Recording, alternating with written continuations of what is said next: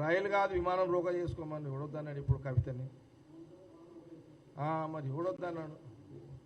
రైలు కాదు అది ఓడరేవులు ఆడ చేసుకోమని అదేంది గాల్లో పోయి రోక చేసుకోమని ఇవ్వడొద్దన్నాడు. అరే నీ అమ్మ,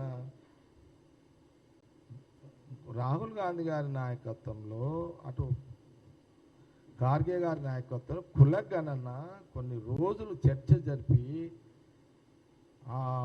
అసెంబ్లీలో సీఎం రేవంత్ రెడ్డి గారు ఎంటైర్ మా క్యాబినెట్ మినిస్టర్లు మా ఎమ్మెల్యేలు మా టీం అంతా చర్చలో పాల్గొని అంతా కూడా గవర్నర్కు పంపించి గవర్నర్ ద్వారా ఈరోజు కేంద్ర ప్రభుత్వం బీజేపీ ప్రభుత్వం అక్కడ పంపడం జరిగింది. నువ్వు ఇప్పుడు ఇవన్నీ మేము అది రైలు రోకో కాదు, రైలుగా ఫ్లైట్ రోకో కూడా చేసుకో, మాకేం అభ్యంతరం లేదు, మాకేం అభ్యంతరం. మాది క్లారిటీ ఉన్నది, జనాలకు కూడా క్లియర్ పిక్చర్ అర్థమవుతుంది, క్లారిటీ ఉన్నది.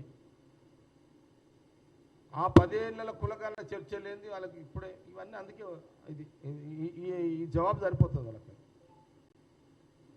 No value.